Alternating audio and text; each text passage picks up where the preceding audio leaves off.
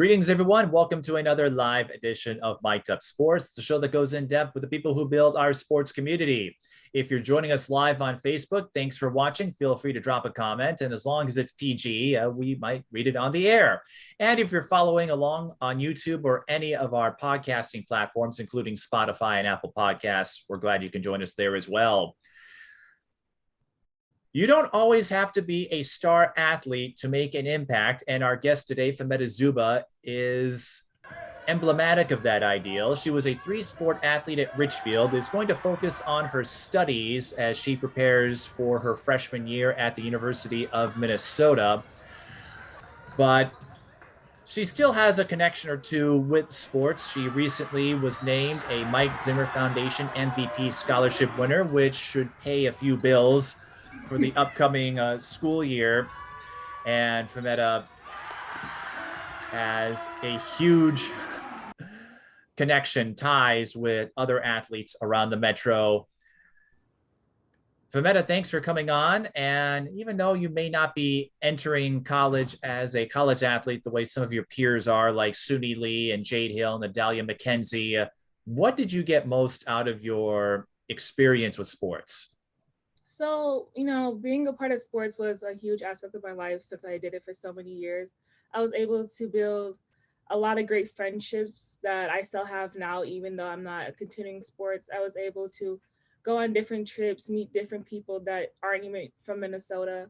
And I learned a lot about myself throughout sports. So I was really glad that I was able to do it for so long and still have connections to it, even though I'm not still playing. And we'll start in that direction because so many times you hear about the athletes that are going Division I or win all the big awards. Adalia McKenzie comes to mind, winning Miss Basketball. Suni Lee coming off a gold medal in the individual all-around gymnastics competition. She won 3 medals overall, and she will be continuing her athletic career at Auburn on their gymnastics team. So they get a lot of attention, a lot of headlines, and you can understand why. But right. Coaches and fellow players will also remind you that only a small percentage of high school athletes will go on and play at the college level. So Fametta, what were you thinking? I guess, what were you considering as you made your way through the high school years at Richfield, and ultimately what led you to decide to transition away from sports at college? Yeah, so during high school, for the most part, I thought I was going to continue playing basketball specifically in college. But after about my junior year, I realized that I love basketball for sure, but I feel like it was kind of all that I knew in a sense. And I felt like there was so much more of me that I wasn't able to tap into because a lot of my time was consumed with basketball. So it wasn't much of a difficult decision for me to step away because I knew it was going to be hard within the first couple months or so because that's all I did. But I knew there was so much about myself that I wanted to be able to explore and tap into and, grow as a person. So I decided that it was best that I just continue with my studies and learn so much more about myself.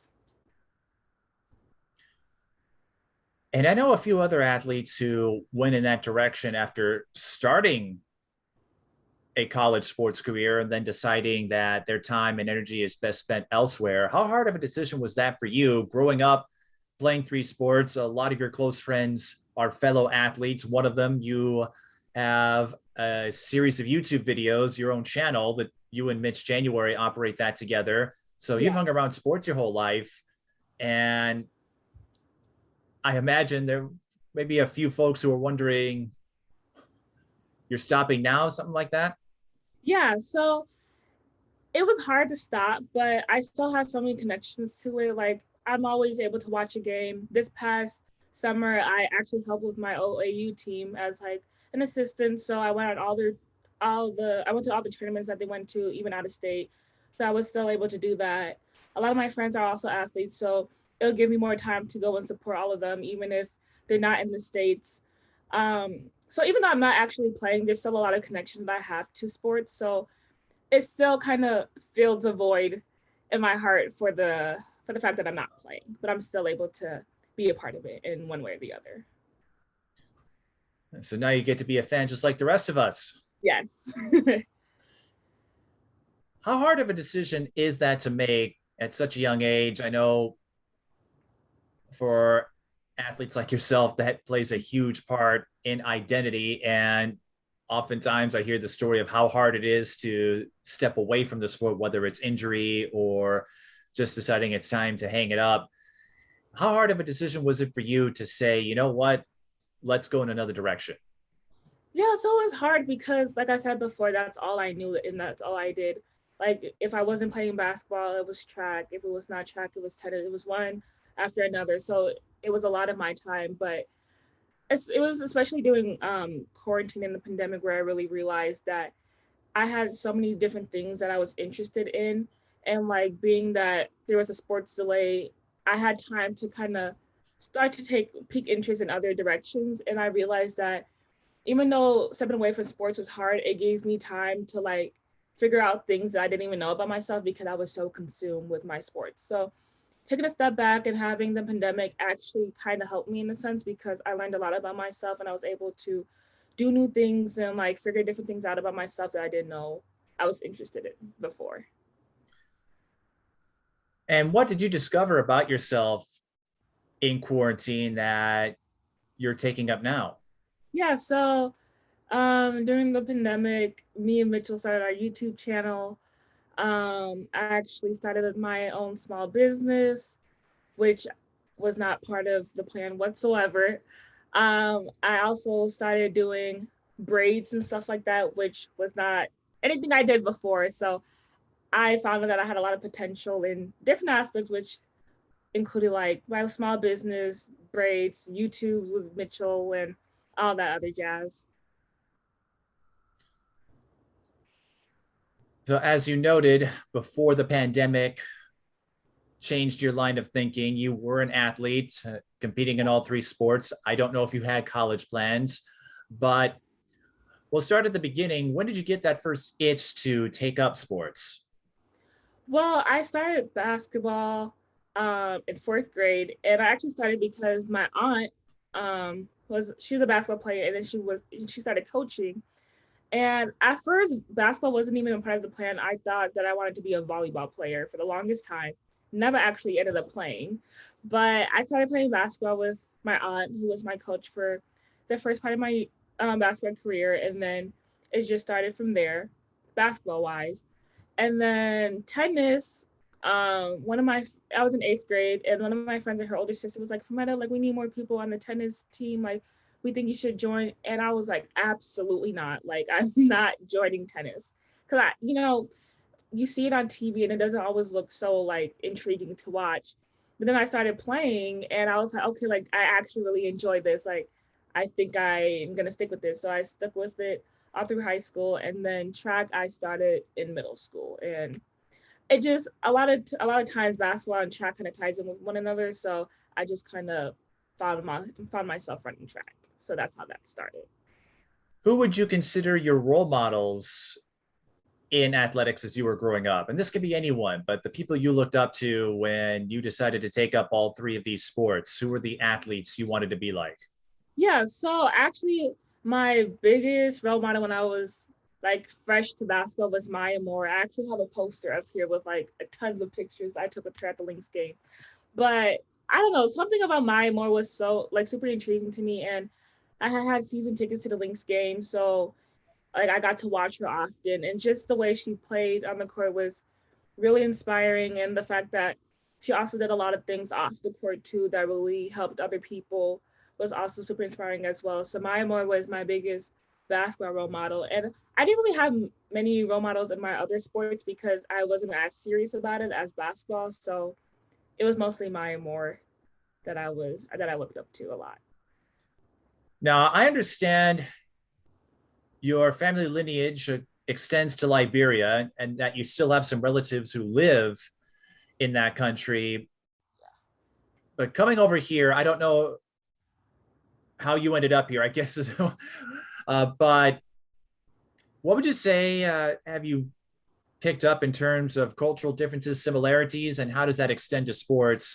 Getting a glimpse of what American sports culture has to offer versus what you might see with your ties to Liberia?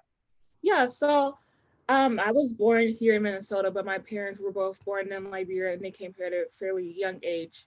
My mom was 15 when she came here, and my dad was in his 20s. Um, but like I grew up in a very African household, like African food, African music, African events, like, stuff of that nature. So it is a lot like a part of me. I've been able to meet different people from like different places, so we've been able to connect about, oh yeah, like you have specific foods to your country, like so do I, and stuff like that, which has been super intriguing. It's also been very nice to be able to teach other people about like my family and where we come from, because it's really nice to be able to like learn about other people and their background if it's not similar to you. um but sports here is, I want to say, a lot different because there's a lot of different organizations that you're able to join, different sports, and like a lot of options. And, it's really well organized, really well directed, but the same opportunities aren't always found in Liberia. A lot of kids tend to like, just play in the dirt with their friends or in, the yard with their friends. They don't always have like organized leagues and stuff like that, which I've noticed is a specific difference. Like, yeah, there's still like organized like soccer teams and stuff like that, but having it here in Minnesota is a lot different. Like, it's bigger, you have different places that you go, and that's not always the case there, but they always end up finding a way to have a great time no matter what their circumstances is. So that's also something super inspiring about my family and like other people that are in Liberia, is no matter what they have or what they don't have, they find a way to make it work, and they enjoy every single bit of it. So that's super nice to be able to see.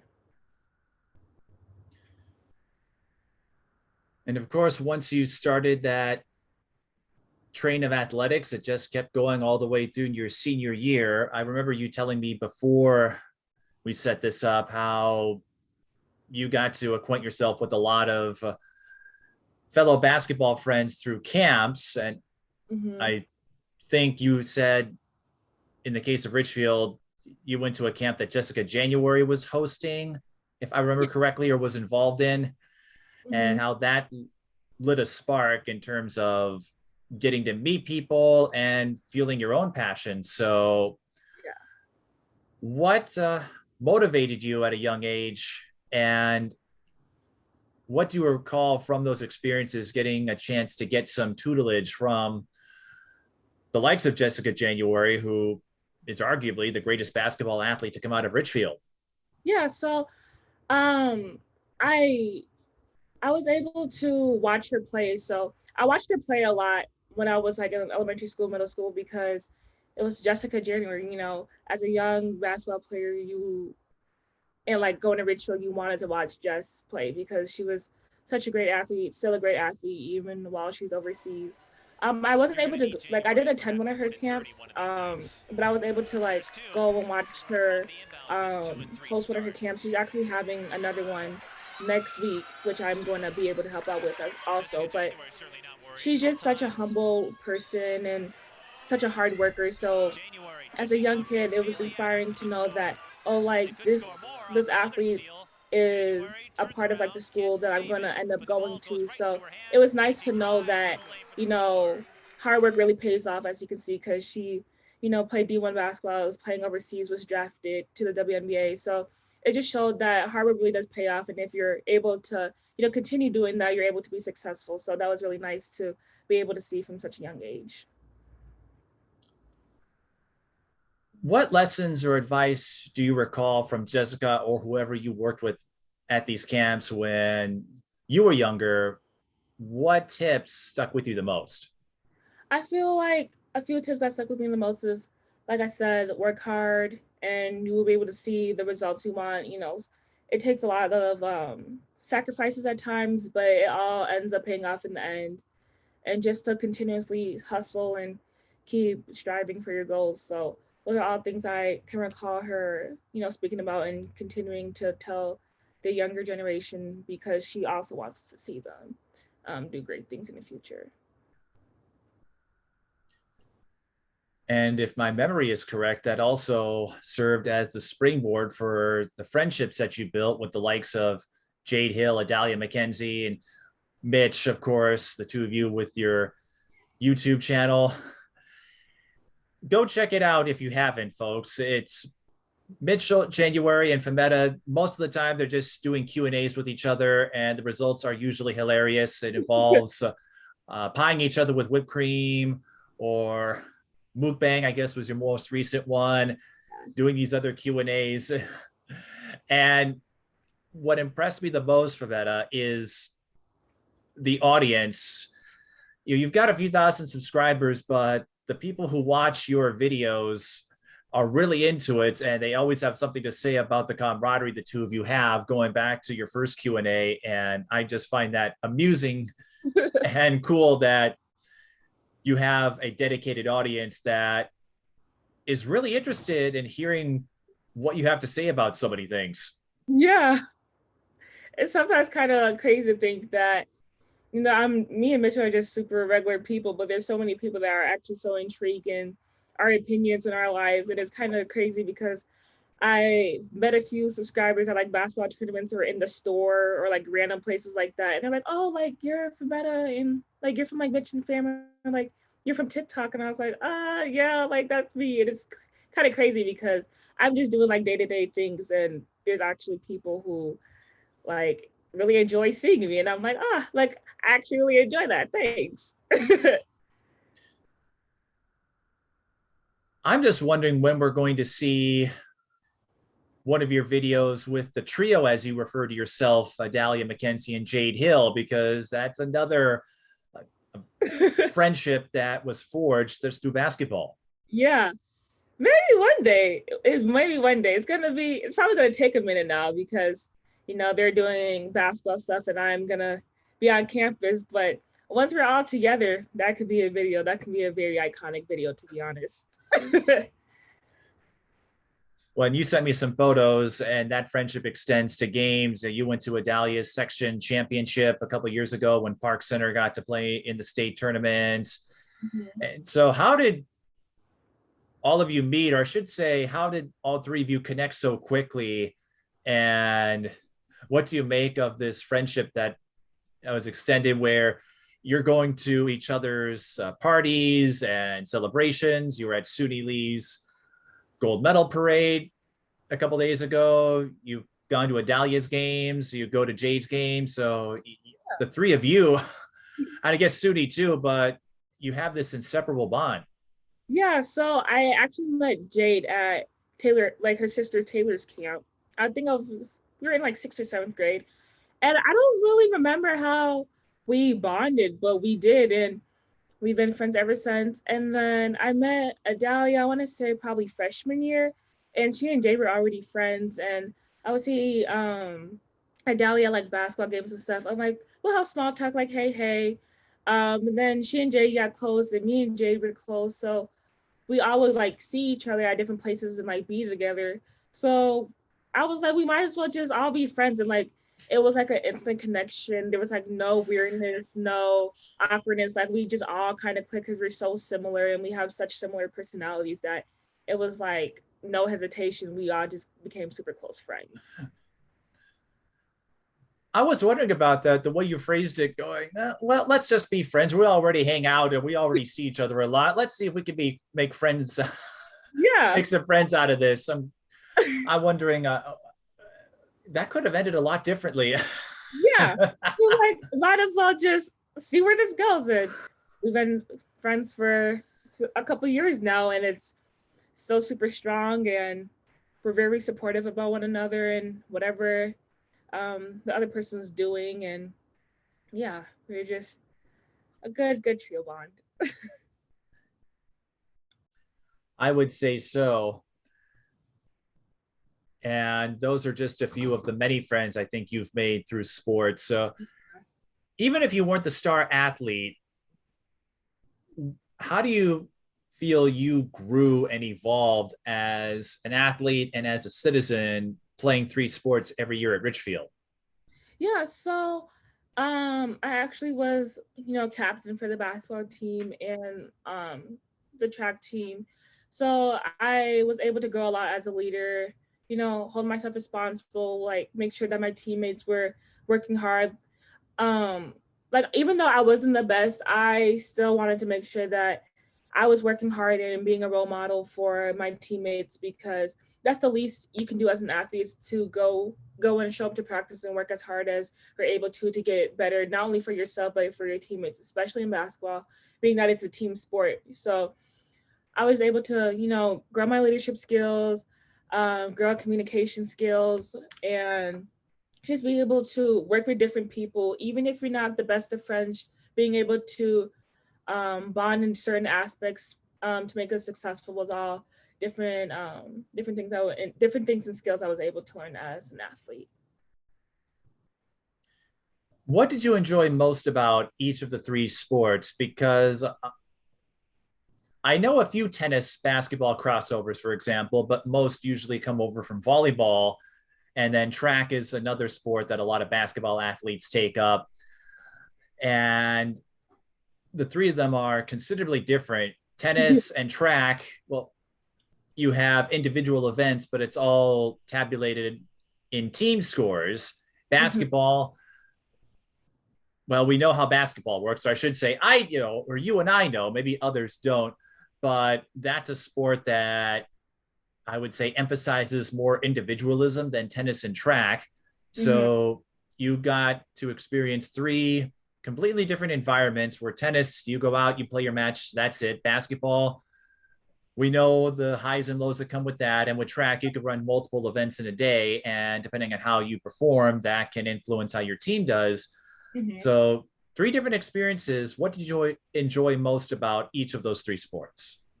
I personally enjoyed how different they were, but how similar they were in the same sense, because actually for tennis, I played doubles. So I had one other person I played with. For track, I was in relays. So I had three other people I was with. So I had some sort of like team in the sense that like I was a doubles player and I was in the relays. But I was able to enjoy like the different aspects that I had in each sport, because there was different things that you had to work on or focus on in all three sports. Like basketball was a mixture of endurance, stamina, skills, stuff like that. Track was basically a lot of endurance, speed workout.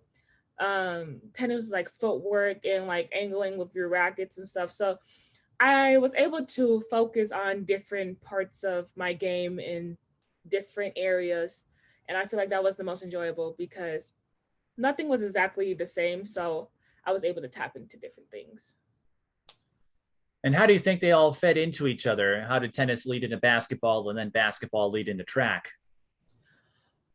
Well, tennis, I don't know. Tennis gave me some sort of like, it was like tennis is like very much a mind game in a sense. Like you want to be able to know, oh, how hard should I hit the ball so my opponent doesn't get it? Oh, what part of the court should I put it in? So I feel like it really helped me with like my mental aspect. And that's also very important when it comes to like basketball IQ, is having like a strong mental game and being able to like kind of control the game in a sense.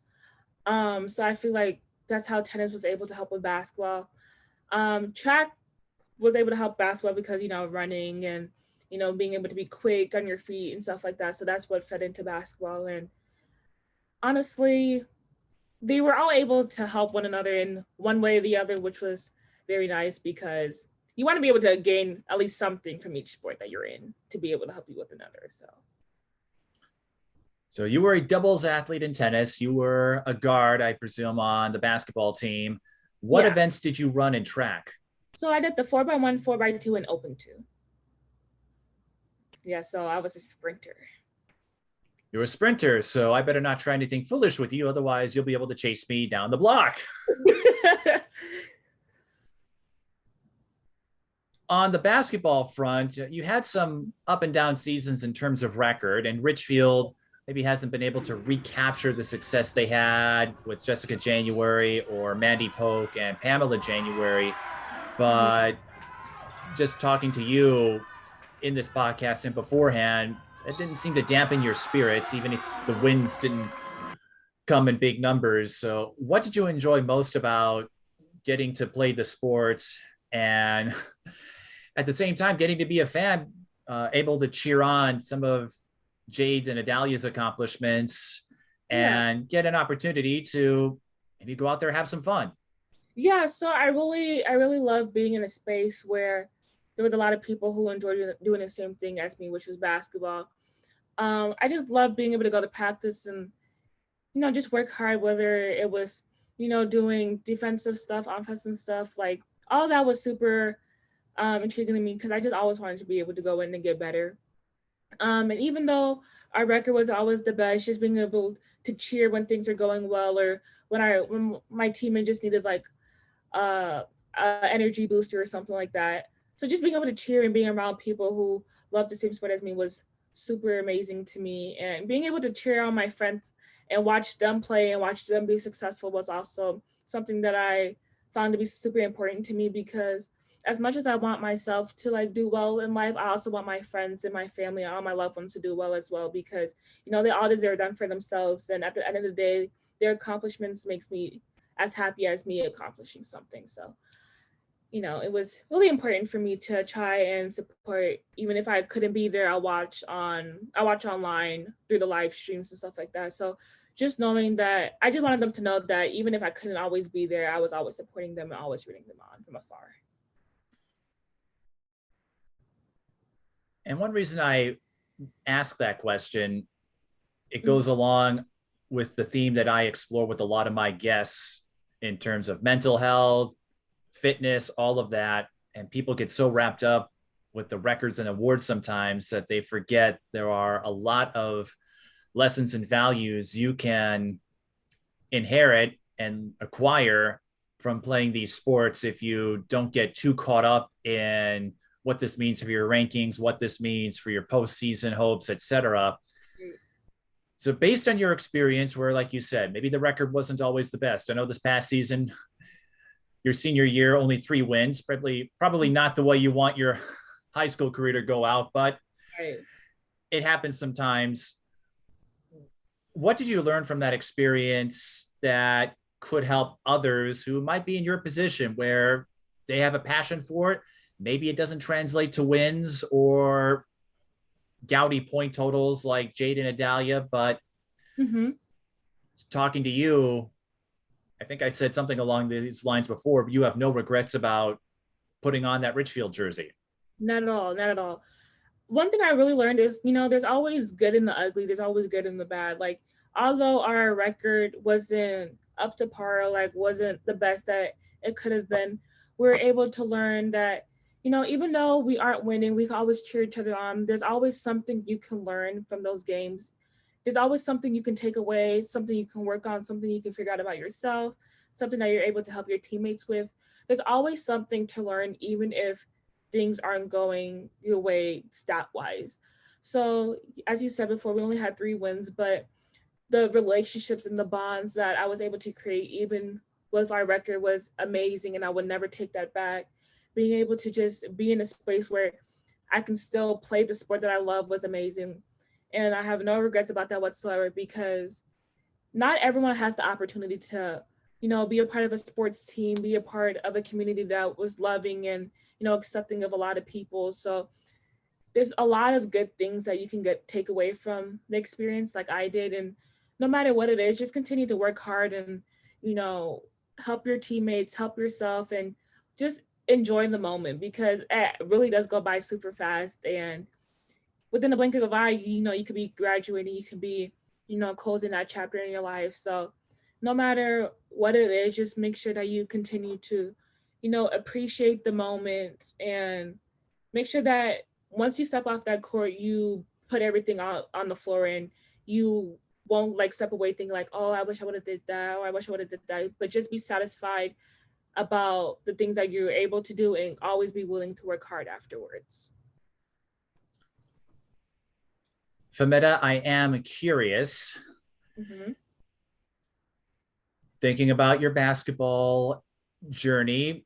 Yeah. Have you ever thought about challenging Mitch or Jade or Adalia, either with a one-on-one, two-on-two? I'm not sure, but did it ever cross your mind going, Wonder how I'd hold up against these these I never so-called. thought about that because those are some really cold athletes. Like I'm not horrible, but they are some elite players. So I think I'd rather cheer them on than to play against them. So you've never done any pickup scrimmages against them? The only basketball thing I've ever done was with Mitchell, and we were literally playing basketball in his pool. That's it.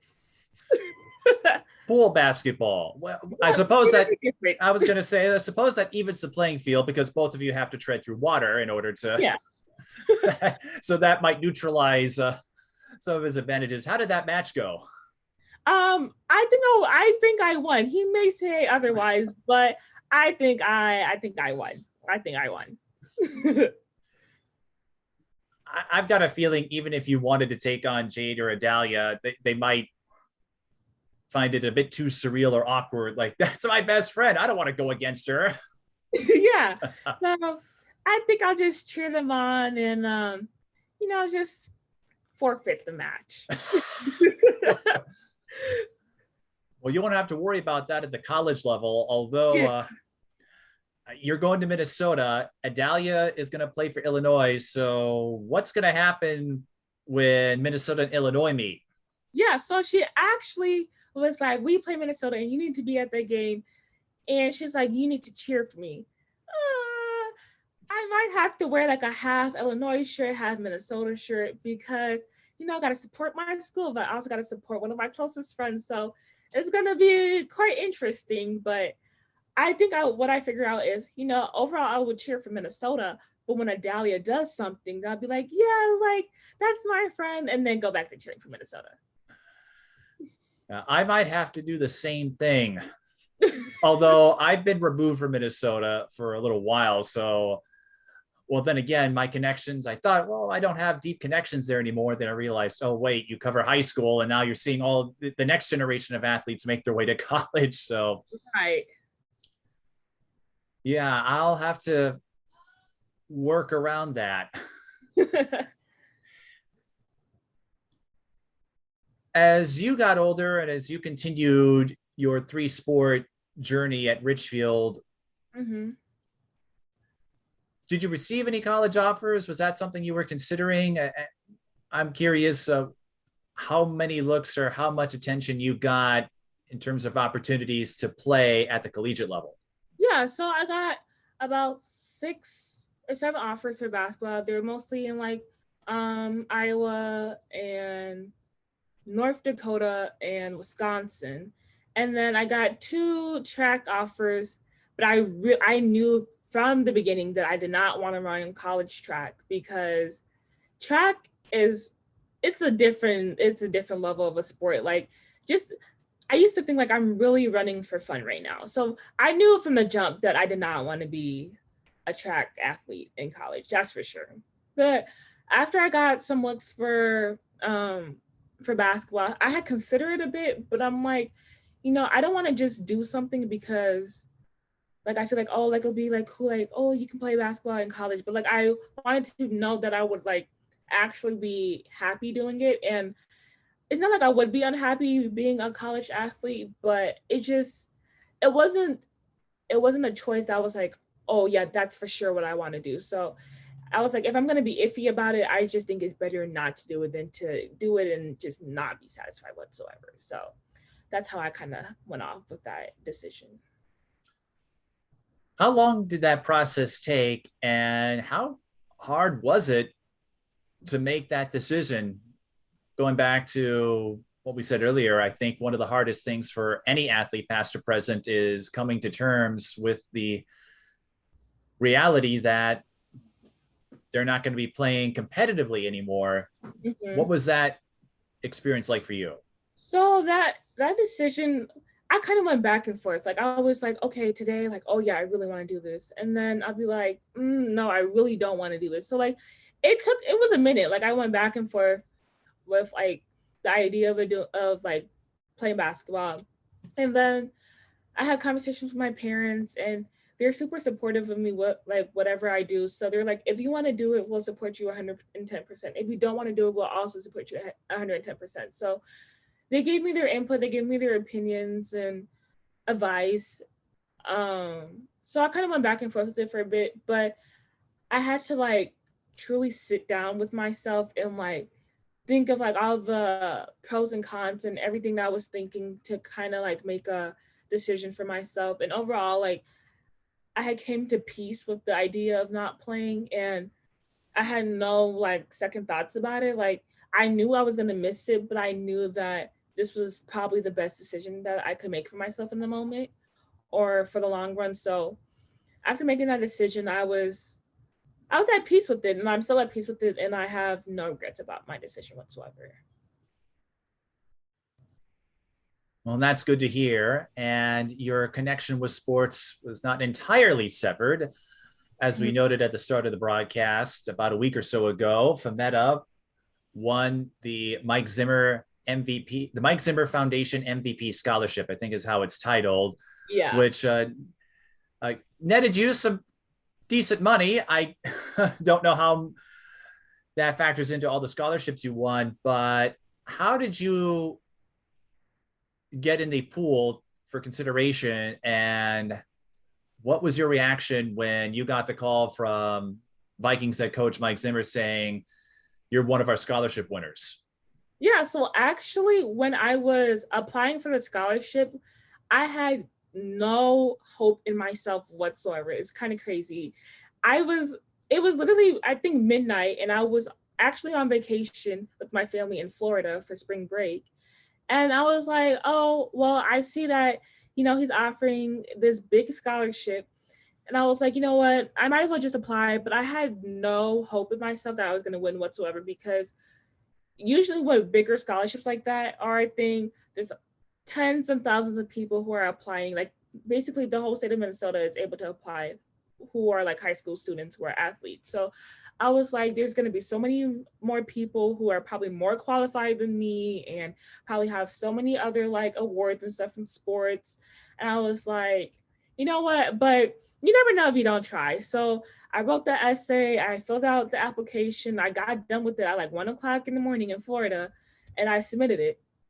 And then I want to say a few weeks ago or so, I get a text and it was like, "Hey, if I'm out of this is Corey Zimmer, like Corey Zimmer with the Mike Zimmer Foundation, and we're just wondering if you had time to talk within the next couple of days around a certain time." And I was like, "Yeah, I work, but I can make time." I didn't know what the conversation was going to be about whatsoever, but I was like, "Okay, like we can make it work." So I had told my supervisor about it the day before, just to give them a heads up that like I may need to step away for a bit. So I see that I'm getting a call. So I go outside to my car and I answer it. And it's actually Mike Zimmer on the phone telling me that I won the scholarship. And I was in complete shock because like I said before, I had no idea, or I didn't even think I was going to be able to win. But he was like, "Yeah, you won." And I was like so speechless, because it's not every day that you wake up and you're able to talk to the Vikings head coach telling you that you won a big scholarship. So I was in such awe, but I was so grateful for the opportunity and like so thankful for the ability to receive that scholarship, because it really helps when it comes to tuition and stuff. Absolutely. And I know tuition prices they were pretty spendy when I was a student at the U of M, and I'm guessing that hasn't changed in the years I left. I was fortunate enough to get a full ride scholarship that paid all 4 years of tuition. Mm-hmm. Not sure what I would have done without it, but thankfully I don't have to worry about that hypothetical. And I don't know what your situation is, but I guess you have 10,000 reasons to be excited about your first year.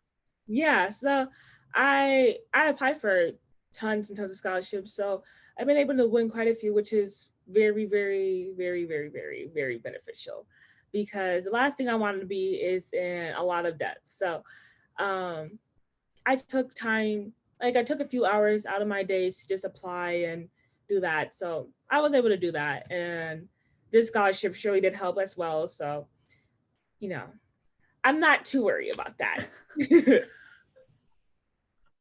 I'm not surprised that you're winning scholarships because as I was doing my research, I saw you were a 4.0 student. You took up 3 sports. You were involved in several other student clubs. You also work at the pool, as you were telling me beforehand. So you get around. Quite a few people, I think, know your name, even if you're not Miss Basketball like Adalia is. If someone mentions Fametta, I've got a feeling a few folks in Richfield and beyond would instantly recognize you. Yeah, I've been told that. I'm something of a celebrity myself, not willingly though. Yeah. People recognize me at AAU events. I'm like, oh, that's right. They watch my stuff. Kind of like with you and Mitch and running into your fans at the store or elsewhere and going, wait a second, Yeah, I'm you're like, the yeah. So since you've had some time to look back at your career in sports, since we know you're done, although you might pick up an intramural activity, who knows? Mhm. What do you remember most fondly about being a 3 sport athlete, and how do you think it will prepare you for college and beyond? So a few things I remember about being a 3 sport athlete is how critical time was. My time management skills was pretty good in the sense that I had to make sure that I was getting my homework done because like one of my coaches had always said, you're a student and then an athlete. So I made sure that I always got my work done. So time management was something that was very critical in my life and will be very, very beneficial for college. So time management is something that I learned a lot about. Um, Also, leadership skills is something that I learned about being a 3 sport athlete and how tiring and exhausted your body can be is something I also learned because basketball and track kind of overlapped for a few weeks and that was exhausting, but you know, it was all a part of the journey, all a part of the ride. So I want to take it back, but in the moment it was kind of overwhelming at times, but you know, I made it work. What would you say was your greatest achievement in those sports? Ooh. Well, I my junior year, the basketball team broke the winning streak record that like Jessica's age group had held. So we went, I believe it was 13-0 before we took our first loss. So that was super big to be a part of because you know that's not something you can be a part of all the time. So that was big. Um my biggest track achievement was probably this past year. Our 4x2 relay PR'd. So I had the best record, I mean the best time I've had all of high school, and that it was actually my last meet too. So that was a pretty big deal. And tennis, I don't know if I had a huge achievement, but I enjoyed playing it what's like the entirety of it. So just playing was a huge achievement as well. So yeah. On a related note, this is something I ask of all my guests. I Mhm. guess you kind of gave us perhaps your most exciting moments, but if you have another moment or memory that comes to mind, feel free to add to it. But throughout your athletic career as an athlete, what was your most exciting moment and your most embarrassing moment? Hmm. This is a good one. Oh, my most embarrassing moment would have to be in track. I think I was a junior, and so it was a 4x1 relay, and I was the third runner, and it was me and like my other teammates' first time actually doing a handoff, in a real race. So we were actually at Montemita High School, and we were doing our race, and I was running and about to hand the baton off to her, but she took off too soon and then slowed down. So I clipped her heel. I fell. She got a whole lot of battle wounds, but we took first place. So it was okay. But it was super embarrassing because obviously there's a lot of schools there and I literally ate dirt, but we got first place. So it was a good compromise. So that was probably my most embarrassing moment in my career that I can vividly remember. And my most exciting would probably be the record that we were able to break. I think that's my most exciting. Yeah. Well, Fametta, I think if anything, even if you tumbled and got a face full of dirt, or actually, no, that track, it stings. If you fall on it, it can It leave some hurt. scars. But most importantly, you were still able to get a legal handoff to your Yes. teammate and win your relay at whatever meet this was. So it was a moment. It wasn't all for naught. Like, Right. it's like, It was not great in the moment, but looking back at it, we got first place, we won, we got a legal handoff, so it wasn't that bad. It was worth it. as long as you got the handoff without a Yes, disqualification. we got the hand up in the exchange zone. She didn't drop it.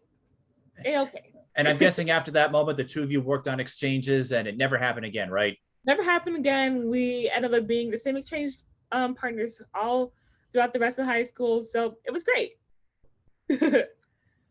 Was that something in future beats? Would you go up right before it started or before you had to assume your position? You just go, okay, now remember, don't start too soon or I'm going to.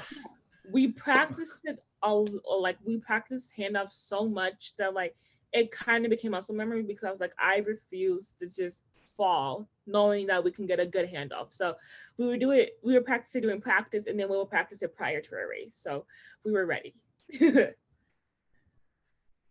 And you got a few first place finishes out of it. Yes. Were you able to go to state in any? I know you weren't able to in basketball, but for track or tennis? No, so our section is actually really, really good. So we weren't able to, but we did make the podium for our last conference championship. So that was a pretty big deal because that was, I believe, my first time for section, or yeah, our section tournament. That was my first time able to make this the podium. So I was more than okay with that.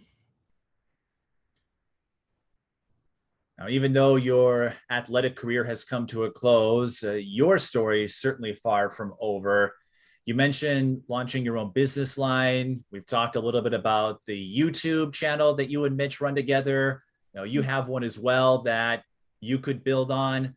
Yeah. So what business line have you launched and where do you see yourself going with this path of entrepreneurship? Yeah, so in the beginning, all I really had was like I made my own body scrubs, made my own like facial oils and body butters and stuff like that. And then I added like sweatshirts and like matching sets and stuff like that. And it basically said all this chocolate. And essentially it was a way to, a way to empower chocolate people, like people of color as like myself, because there's not a lot of times where like people like myself feel empowered or like comfortable when our skin or happy with our skin. So I essentially wanted to do something that made people realize that their skin is beautiful if they're like a darker complexion, and that we should embrace it and love it, and just grow more comfortable within our skin. So that's how that started, and I am planning on still working on it in college and making it bigger, and actually trying to branch off and see where it goes, because I feel like it can hold a lot of potential. So I'm excited to see where it goes and future endeavors that I have with it. And on a similar note, you will be in college, and Mitch, of course, is one more year of high school before we figure out where he ends up. How do you see this Mitch and Fam channel growing? The two of you have traded plenty of jabs at each other and some whipped cream. Going back to one of your earlier videos, how do you see that growing? Because for whatever reason, you found an audience. These people are just enamored with how much you try to quiz each other about everything. Yeah, so even though me and Mitch won't see each other that often, we do have some pre-filmed videos that we can still upload. it's convenient that I'll still be in Minnesota, so hopefully we can be able to meet up and still film. We did like a little poll thing on our TikTok, and the people, like our followers, was like, even if you guys post individually, like Mitchell posts a video by himself and I post a video by myself, like they'll still watch it because they just enjoy it that much, I guess. So we're gonna figure out how to make it work and continue to grow the channel and our followers and see what the future has in store for that. What would you say was the most surprising response you got? You mentioned people recognizing you when you're out and about at stores or maybe at your job or elsewhere. Mm-hmm. What is the most surprising reaction you've received from one of your fans? Well, I was actually at, I believe it's called Run for Roses tournament in Kentucky, and I met a couple people, and actually this one girl like started bawling, and she's like, "Oh my God, like I never thought I would get to see you in person."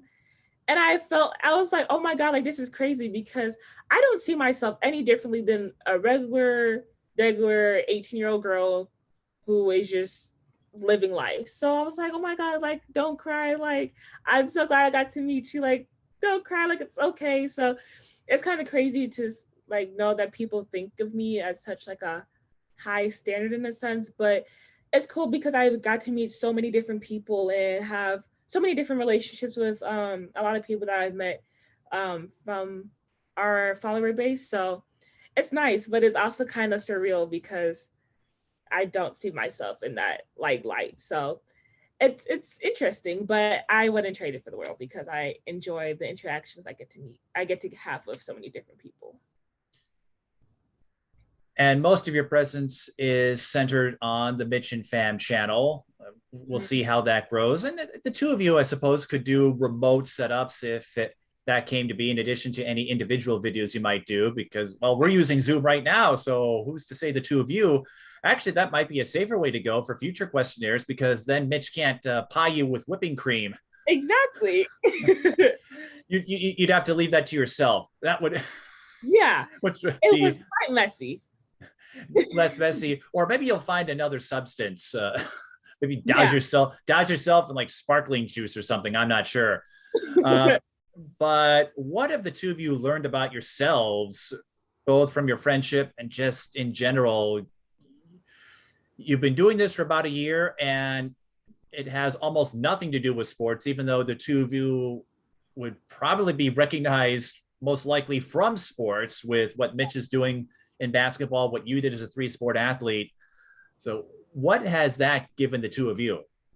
Well, it just kind of showed us that there's so much more to a person than just their sports. Like me and Mitchell connect on a love of just like we are so similar in personalities and we like enjoy the same thing, and he's just honestly one of the like best friends I could ever ask for, and he's super supportive and always willing to help me out no matter what the case may be. And so I it's just one of those friendships that is so much more than sports, and we just get along so well, and he's family to me and his family is like my family, and I just wouldn't trade the relationship and the friendship that I have with him for the world. So I appreciate it. He's a great friend. No matter how many one-liners he throws at you, right? Yes, it's for the benefit of the doubt. It's for our followers who enjoy it. So I'll take it for the one time. I'll take it for the one time. This might be hard to rank, but what would you say was the most fulfilling project the two of you have done? Again, you've done a series of Q&As, you've done some other things together. What was the most enjoyable project the two of you got to put together? Honestly, I'm not gonna lie, it may have been the whipped cream one, because even though I got hit, the adrenaline that I had when I was able to hit him with the whipped cream was surreal. So it was a good mixture. I was able to really get it all out there and smear him with the whipped cream. So I have no regrets. It was messy, but I was able to faithfully pie him with no hesitation. Well, I believe the Smacker Fact series to you, Fametta. I do a similar series called Friendship Quiz. You and I have talked about that. And one day, that's what I love about these podcasts. There are no time limits, but that is a goal of mine now, is to find a way to involve you and Suni. And like I said, maybe you and Suni do a tag team with Jade and Adalia. Now I had those two on, so you might have an advantage there. But Jade and Adalia, they're bright kids too. So Yeah. I'd like to think they could come up with some questions that you wouldn't be ready for. Yeah. You guys, that's actually very true. So I feel like that could be very entertaining. That could be a very entertaining thing. And then you and Mitch don't have to feel awkward like going through another one. Well, I think the two of you would probably ace it at this point. You Honestly, quizzed each other so many times. I mean, I feel like we change so much sometimes that like what may be like my favorite food today could be so different tomorrow. So I feel like there still could be some chances where he may not know all the answers to my questions, and I may not know all the answers to his questions. So it could be interesting because I don't know, our taste and stuff changes quite often. So who knows? Well, my other thought is maybe you and Mitch do the tag team. You know, we'll bring Mitch and Fam from your YouTube channel up against some of your other friends. I think that would be fun too, because then you don't have to worry about going against each other because you've done that so many times. And now you can put someone else through the right, through the burner and through the fire, whatever analogy you wish to use. exactly. And I would let you decide whether or not you want to use whipped cream. Okay. I don't. Well, with my friendship quiz, the way I frame it up, you might need a few cans of Ready Whip because I usually go to 20, 25 questions. And then you saw Jade and Adalia's video. They started getting competitive with each other and just throwing all these bonus questions at each other. And I'm like, we'd have to stock up if we do want to on my channel. Yeah, it was intense. It was intense. I was going to say, you know what? And the two, for the most part, got the answers right. But I could see Jade and Adalia just throwing whipped cream at each other anyway, just because. Especially Adalia. I noticed Adalia is sort of, I don't want to say the prankster, but Jade is the one that has to.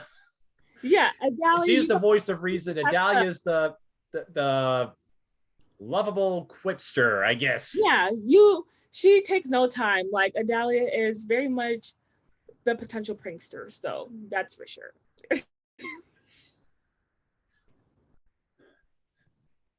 Another thing I wanted to touch on, we spoke about your potential opportunities in entrepreneurship. You're going to Minnesota and planning to major in kinesiology. Yeah.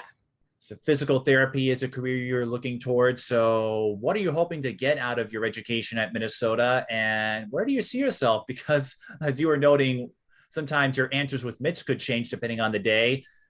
You might take up physical therapy. You might mix it in with this product line. I think I've seen the shirts making reference to chocolate. I'll just have to settle for white chocolate because, you know, I can't really... I'm not gonna dye my skin. Yeah, we're long. that doesn't go over well. Yeah, we're way past that era where that would be considered acceptable. But you've already explored a lot of opportunities to promote yourself and brand yourself. So, what are your plans, and what are you most excited about as you get ready for the college chapter of your journey? Yeah. So, like you said before, I majored in kinesiology, and I'm really into becoming a pediatric physical therapist. So that's kind of the path I want to go on.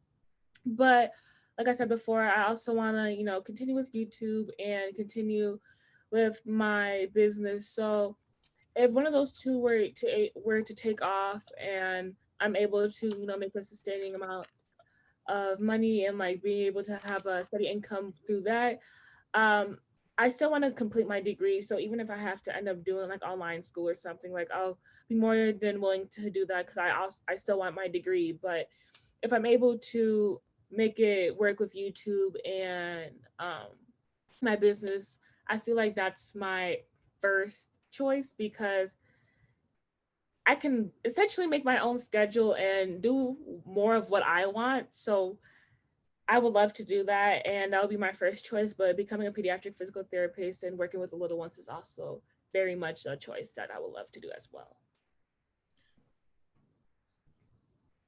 I'll say this, I am a YouTube partner. I've had that partnership for a few years now, and I'm not making millions of dollars off of it, but it is nice to have that extra set of income coming in and know that each project you do can add to it. I'm not sure where you're at with that or how you and Mitch would split the proceeds with your joint channel, but self-branding, that is what has opened the door for me in more ways than I thought. Because up until recently, I thought, okay, you need that big entry on the resume to get everyone's attention, and it certainly can help, but you realize sometimes all you have to do is just give people a product they're looking for, exactly, whether or not they realize it yet, and you've got yourself a following. Right, exactly. So throughout your experience in sports and life in general, we touched on this in terms of how to manage athletics, whether or not you win state tournaments or get all the awards and glory. But what advice have you learned that you would like to pass on to future athletes at Richfield, or even future athletes who might come across your channel and become the next subscriber? Yeah, so I think one of the biggest piece of advice that I could give is just every time that you're in a space where you can get better, make sure that you take advantage of it and get better, because, you know, hard work really does pay off. And, you know, being able to realize what you want to accomplish and putting your best foot forward and, you know, staying driven and staying determined to accomplish whatever goals you have will literally help you so much. So just take any opportunity you have to get better. Take any opportunity to ask questions. Asking questions is not a bad thing. Even though sometimes they may feel awkward, never be afraid to ask questions, because that's one way that you learn, one way that you're able to, you know, make yourself better. And yeah, so, you know, never take any opportunities for granted, and just be the best person you can be each and every day, and continue to be better than the person you were yesterday. And Fametta, I'll leave you with this. I borrowed this question from the Breakdown Guidebook that is published every year, but I like to ask other guests this too, because you never know what kind of answers you'll get. What would you say is the most unusual thing about yourself that people wouldn't necessarily know if they met you for the first time? Ooh, one unusual thing about myself. Wow, that's a really good question. I wouldn't say it's unusual, but a lot of people tend to be very surprised. But I'm actually bilingual and fluent in Spanish, and that is not something that a lot of people know about me. So I feel like that's probably one thing I could say. And also, actually, I think that's it that I can think of right now, at least. I smell an idea, Fametta. Yes. Since you are fluent in Spanish, you could start a Spanish language version of either your Mitch and Fam channel or whatever channels or product lines you launch, and you can tap into the Spanish speaking audience out there. I really could. That is actually a really, really good idea. I was going to say, I don't know where Mitch is at in terms of his fluency with languages. So Spanish, he knows a couple words, but it's a little iffy. Oh, so what you're telling me is that you might have to employ another partner if you decide to do a Mitch and Fam style Spanish channel. Yeah, I'll just have to carry the load myself, and he'll just chirping wherever he knows. Or we'll just redub it like an anime, and so the words don't line up. But like, hey, you're looking at branding. That's another potential avenue.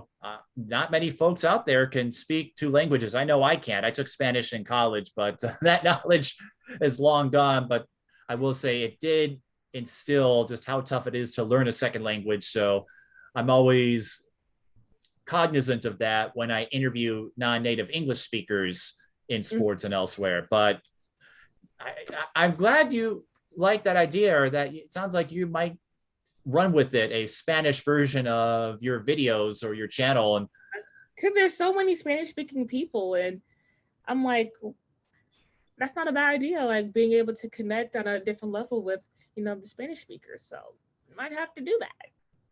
well, there's an old college classmate of mine who hosts her own podcast, and she is played professionally in Spain, picked up the Spanish language there, I presume, and actually hosts a podcast in both English and Spanish. See, I like that. I like that.